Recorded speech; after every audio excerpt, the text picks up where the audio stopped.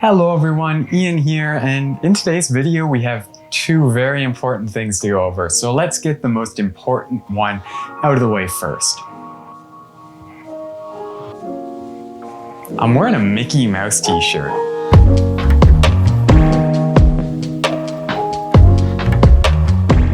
Now I've had this since I started doing YouTube videos, and it kind of relates to the camera that I chose to use, which is the Sony lineup. I have an a7 III and an a6500. We all know that Sony doesn't have flip out screens on any of their cameras. However, they do have new flip up screens on some of the a6000 line, but then again, if you put a shotgun mic on, you have to move the mic over to the side and stuff and use adapters.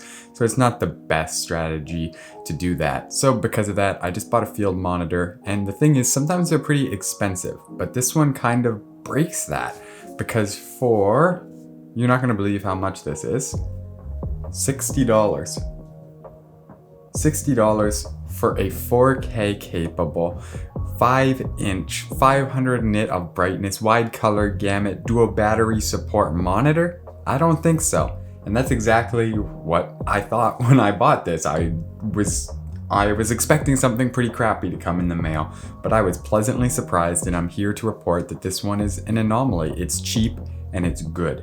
So with that in mind, let's get right into the specifications. This monitor features a 5-inch 1080p Full HD display with a wide color gamut, capable of producing up to 500 nits of brightness. Around the backside, there is a dual-purpose battery slot. You can either use Sony F550 batteries or Canon LPE6 batteries, although there is a Sony battery and charger included, so if you don't have either of those, you are good to go when it arrives regardless.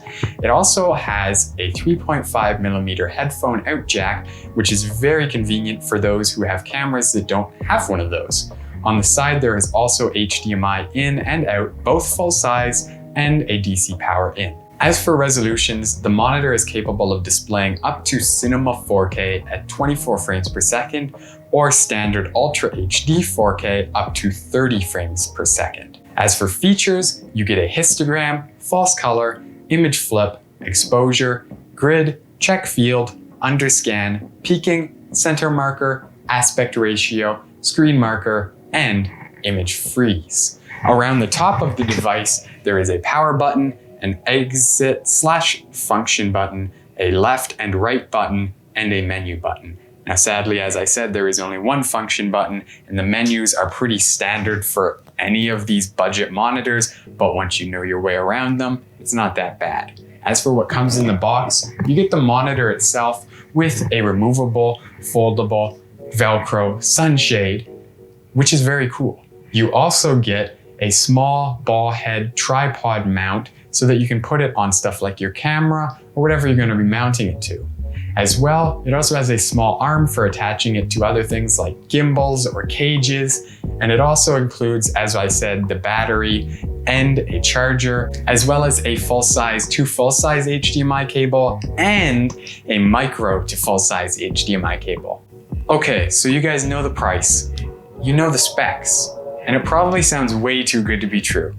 And that's what I thought too. But like I said, I took my chances on this one and it paid off. I'm here to report that this one is kind of an anomaly. It's really good, to tell you the truth. There are so many cheap things out there that I wouldn't recommend because they suck. They're not worth however much, even if you get them for a deal. They're just not going to benefit you. This one, however, is cheap and it's really darn good for the price. So let's start off by talking about the color accuracy. Out of the box, it was garbage. I looked like an orange. But now, after calibrating it, I'm here to say that, well, it looks better than the screen on the back of my a7 III. And I know the screen on the back of the a7 III isn't that good anyway, so it's not like the biggest thing to go up against, but the fact that I can basically fix the screen on my camera by buying a $60 monitor blows me away. I can actually look at the colors on this and say, this is generally what I'm going to be getting when I throw it on my more color accurate screen for editing. So just that alone was enough to make me say, wow, this is worth it. But it doesn't end there. The actual sharpness of the image on this and the size comes in handy more often than not. For manually focusing to trying to get the correct framing, it's so helpful. that 1080p crammed into just such a small monitor is awesome. Like 5 inches is almost a sweet spot. I'd say 5.5 is the perfect size for a portable yet still big monitor. But at 5 inches, it's still really close and it works well. Like I said, tack sharp. You can tell what's in focus. I can tell what's in focus just from here. I'm about 3 feet away from the camera, and that's pretty impressive. Like I said before, this doesn't have a flip out screen, so I would be pretty much blind right now. I wouldn't know what I'm shooting if I didn't have this. But more so, the brightness. I can't see the A7 III screen in bright sunlight. It just isn't bright enough. It's brighter than the old A6500 when I'm shooting 4K, but it's still not bright enough. This by itself at 500 nits does improve. It's better than the back screen. However, once you put that sunshade on, it is on a whole other level. This thing works so well, and being that it's so small, I can just hook it up to the side of my gimbal and get amazing shots and actually see what I'm shooting, may it be low, high. The screen is just so much bigger. I can tell what's in focus. I can pull focus with my Ronin, whatever it may be, and actually see what I'm shooting in real time. Speaking of real time, let's look at the latency. I'm just gonna bring up my camera here. I will record so you can see the monitor, and I'll just kind of wave here. So you guys can see the latency there. If I move, it's not too bad at all. It's less than a second. It's not gonna be the best if you're trying to like time stuff off of it, but if you're just looking at yourself or using it to monitor stuff, it's not gonna be an issue, and I have no problem with that latency. I've seen a lot worse from a lot more expensive models. So yeah, I like this monitor. However, like all things, as I said, it has some shortcomings. For one, there are times that it just doesn't want to turn on, and I feel like it has to do with the batteries. Some of them I bought aren't from Sony themselves, so some of them, I don't know, it just doesn't want to turn on. As well, speaking of powering it on, as soon as you put the battery in, it's kind of in standby mode. This little red light comes on until you press the power button. So if you leave batteries in it, you forget to take it out, it's gonna be dead by the next time you use it. As well, the monitor itself is generally sturdy, and I like the fact that it has such slim bezels and it's just so small. It's basically all screen. It's awesome. However, I feel like it kind of sacrifices a bit of the durability at the hinges. And by the hinges, I mean where you're connecting the monitor to whatever you're mounting it to.